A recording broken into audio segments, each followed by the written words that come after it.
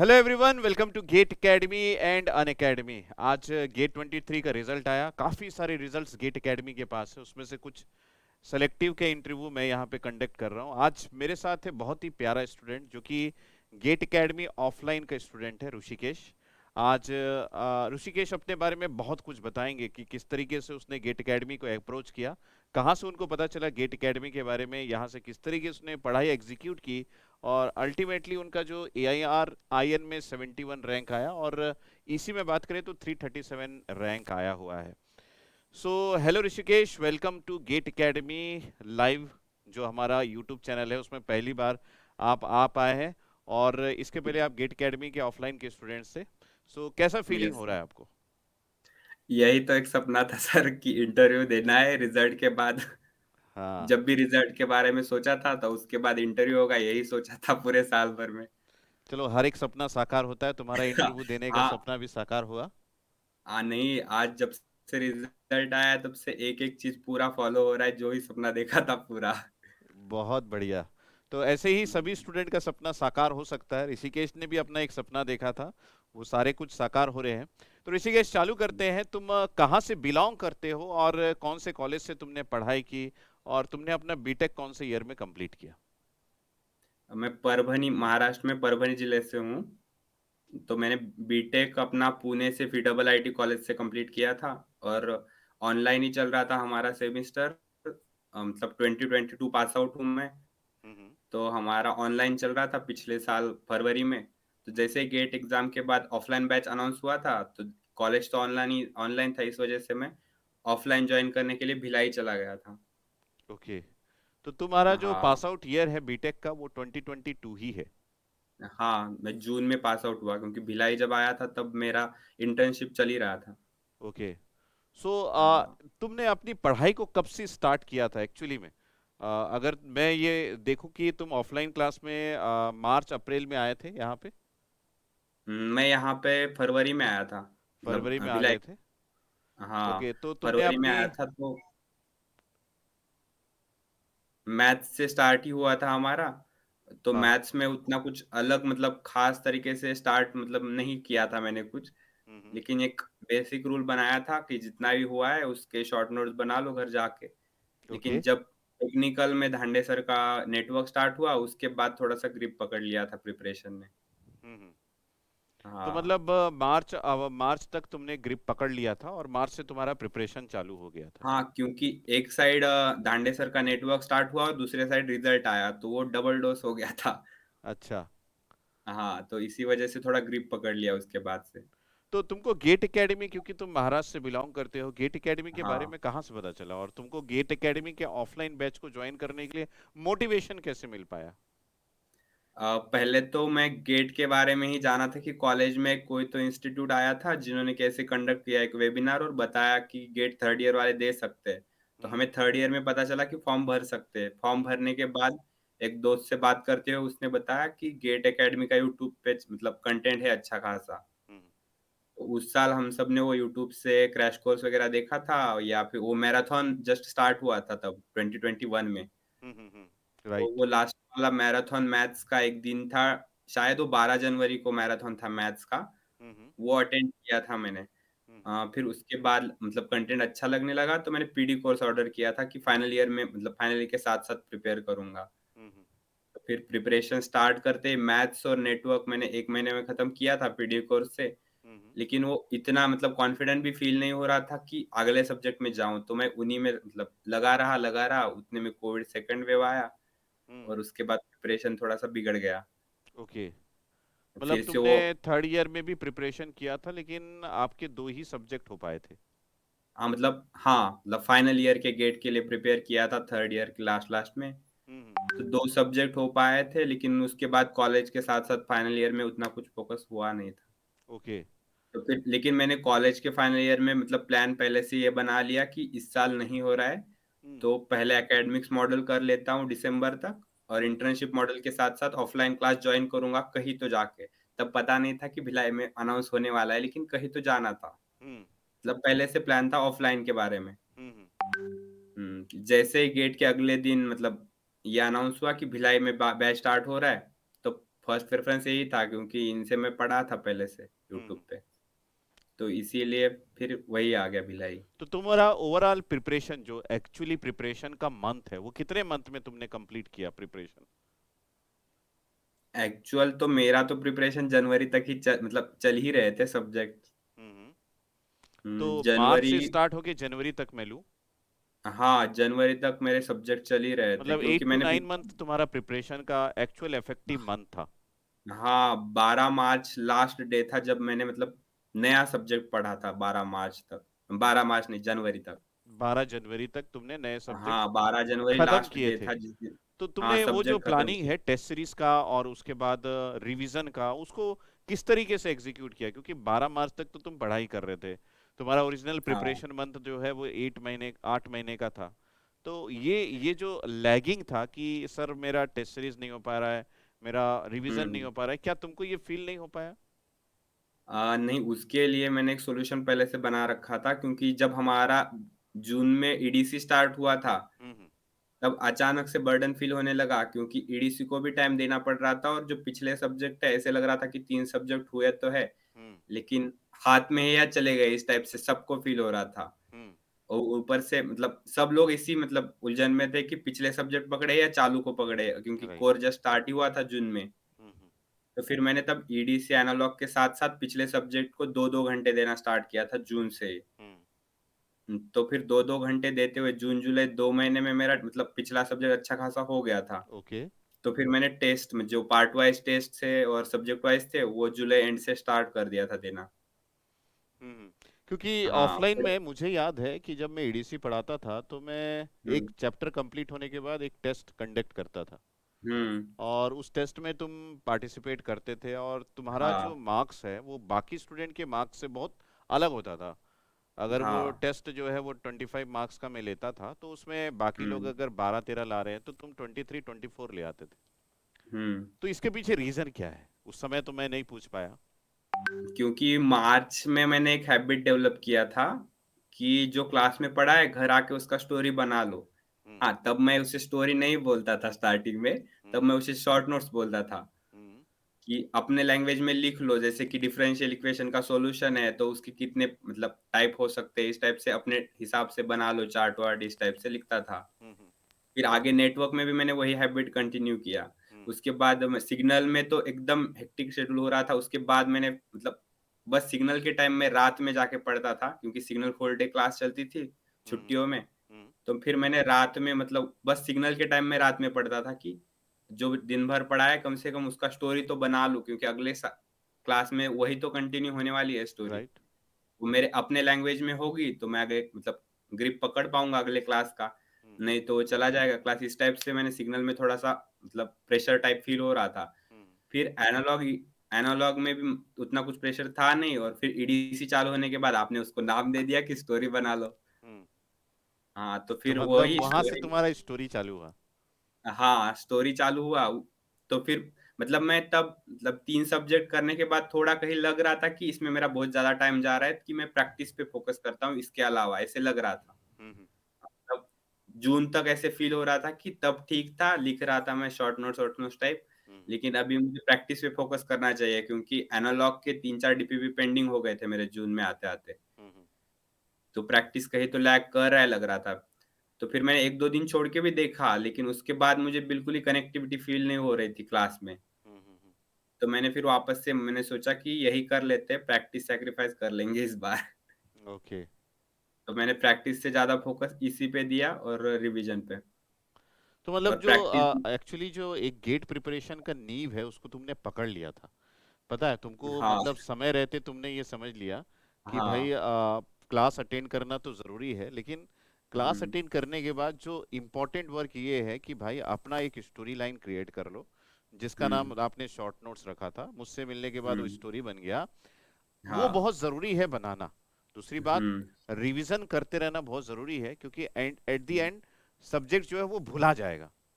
हाँ। उसको देखिए कंटिन्यू स्टोर कंटिन्यू सारे सब्जेक्ट को पकड़ के रखना जरूरी है, नहीं तो हुँ, अगर भुला गया तो ऐसा हो सकता है कि जो सब्जेक्ट पढ़ चुके हैं वो फिर से जीरो लेवल से स्टार्ट करना पड़ सकता है। हाँ।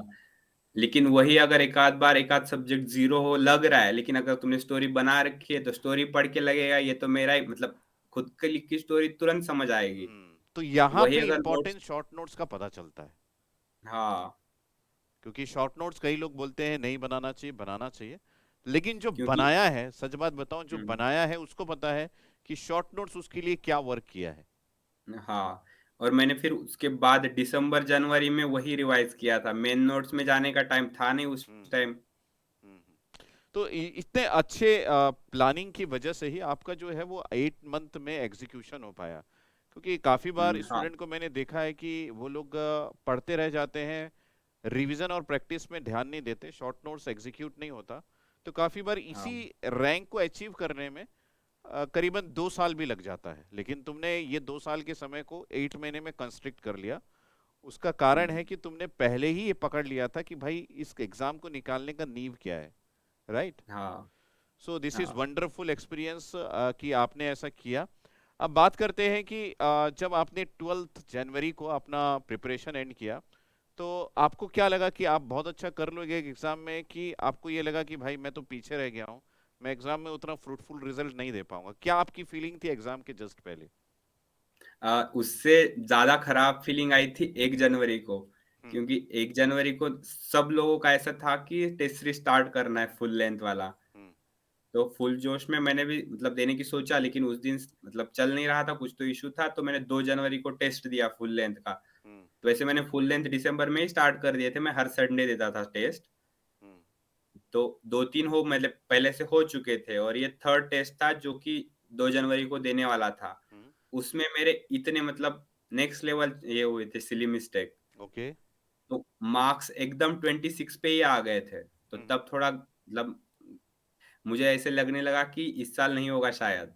लेकिन फिर सोचा कि ये नया मतलब नए सब्जेक्ट पॉज़ करता हूँ और रिवाइज़ मतलब पिछले वाले सब्जेक्ट देख लेता हूँ। हम्म तो फिर मैंने 2 तारीख को पॉज़ लिया और 7-8 तारीख तक पूरा रिवाइज़ कर लिया शॉर्ट नोट्स।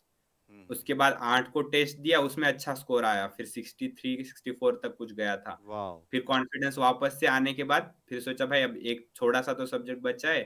मेरा ईएमटी बचा हुआ था जो कि मैंने जनवरी में कंप्लीट किया स्मार्ट कोर्स से। Very nice.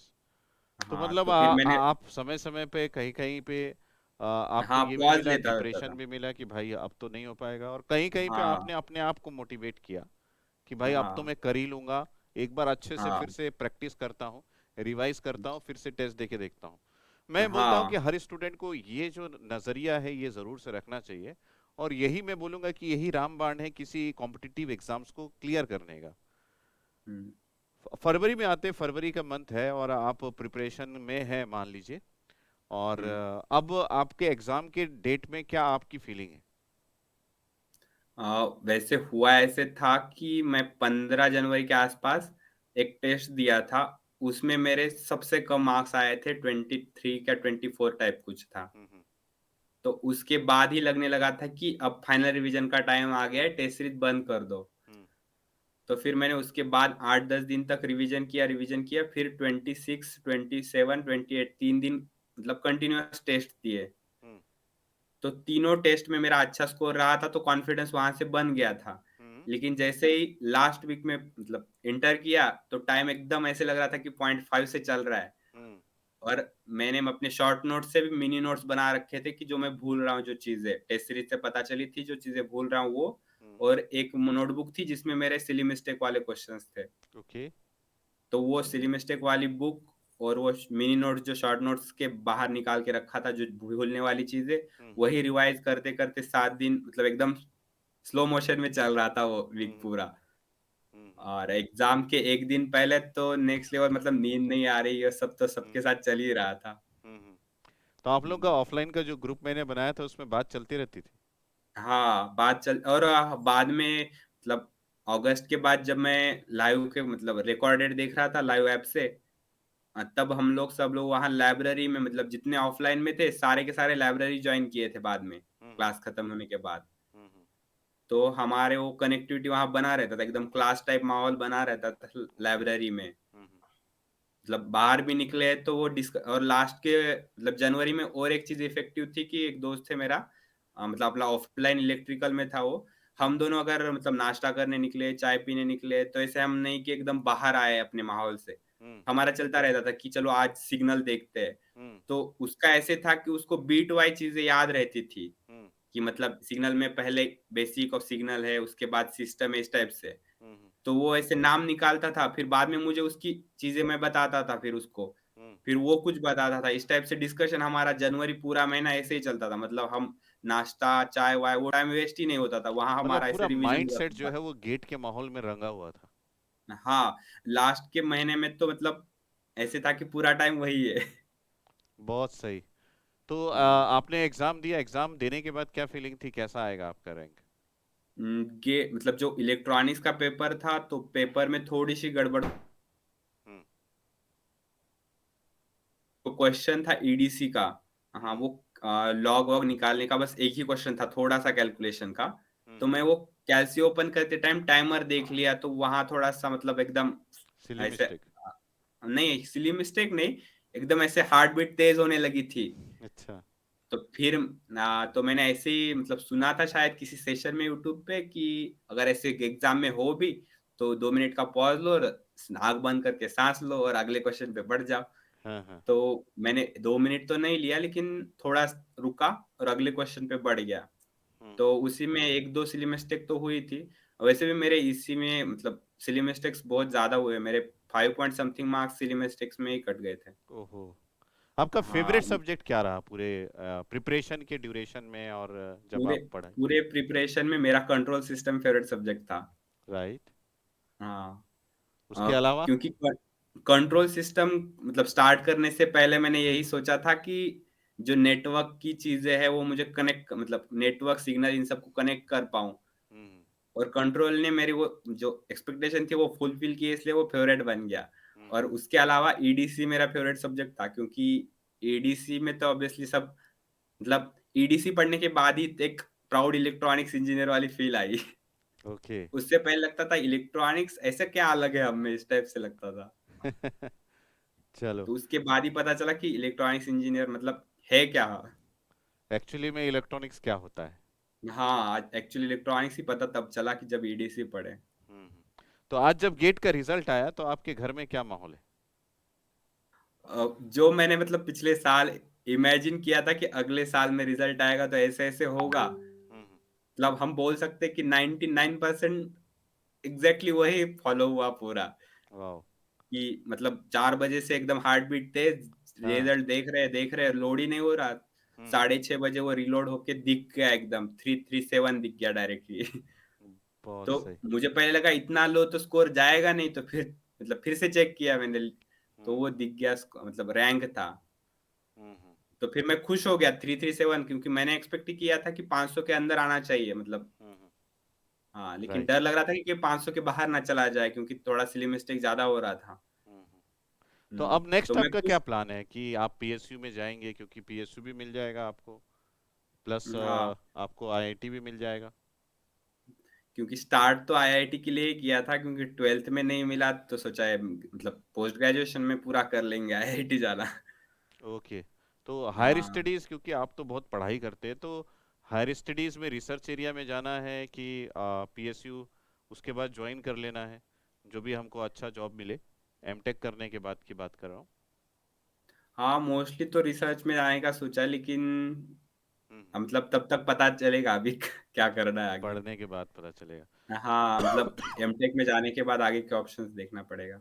बहुत बढ़िया, एक बहुत अच्छा एक्सपीरियंस आपके साथ शेयर हुआ और काफ़ी सारे स्टूडेंट को यहाँ पे सीखने को मिला होगा कि किस तरीके से अपने प्रिपरेशन को एग्जीक्यूट करना चाहिए। अगर आप गेट 24-25 की प्लानिंग कर रहे हैं और इस तरीके का इंटरव्यू अगर आपके सामने रखा जाए तो डेफिनेटली आपको यहाँ से बहुत कुछ बातें सीखने को मिलती है। दूसरी बात, अगर आप 24-25 की प्लानिंग कर रहे हैं तो ऑफलाइन, जैसे ऋषिकेश ने पढ़ा है, हमारा एक ऑफलाइन सेंटर दिल्ली में ओपन हो रहा है, वहाँ पे आप आ सकते हैं 19th को। आप सारे फैकल्टी से मिल सकते हैं, मैं भी वहाँ पे रहूँगा और अपनी पढ़ाई कैसी करनी है, किस तरीके से जर्नी आगे बढ़ाना है, पूरा जानकारी जो है वहाँ से ले सकते हैं और वहाँ ज्वाइन भी कर सकते हैं। साथ में ऋषिकेश ने जैसे बोला कि हमारे लाइव क्लासरूम प्रोग्राम को भी उसने ज्वाइन किया था, तो लाइव भी ज्वाइन कर सकते हैं, पीडी कोर्स भी ज्वाइन कर सकते हैं, जैसा भी आपको कंफर्टेबल रहे आप ज्वाइन करके अपनी पढ़ाई 24-25 के लिए एग्जीक्यूट कर सकते हैं। राइट नाउ मैं ऋषिकेश को बहुत बहुत कॉन्ग्रेचुलेशन देता हूँ on behalf of Unacademy, GATE academy, और मेरी तरफ से, क्योंकि Rishikesh one of my favourite student रहा है क्योंकि ये एक दिन भी क्लास नहीं आता था तो मैं इससे पूछता जरूर था कि भाई तुम हाँ, कहाँ हो और क्लास में आज हाँ, क्यों नहीं आए। इवन मैं हाँ। अपनी क्लास में नहीं, किसी और फैकल्टी के भी क्लास में अगर ऋषिकेश एक दिन भी हुँ, नहीं दिखता था तो मेरा मैसेज इसको जरूर जाता था। सो आज मुझे भी बहुत अच्छा फीलिंग हो रहा है ऋषिकेश के रिजल्ट को देख के, जितना उसको भी अच्छा फीलिंग हो रहा है मुझे भी हो रहा है। So thank you Rishikesh. Thank you sir. ठीक है, तो आगे हम लोग जर्नी को आगे बढ़ाएंगे, तुम्हारा एमटेक के साथ भी मैं रहूंगा। जब जब तुमको हाँ, लगे कि यू आपको कॉल करना चाहिए तो आप कभी भी मुझे कॉल कर सकते हैं, और अपने फ्रेंड्स के साथ भी जुड़े रहिए। अभी के लिए हाँ। टाटा, और इन्जॉय कीजिए बस। Yes, thank you sir. Okay.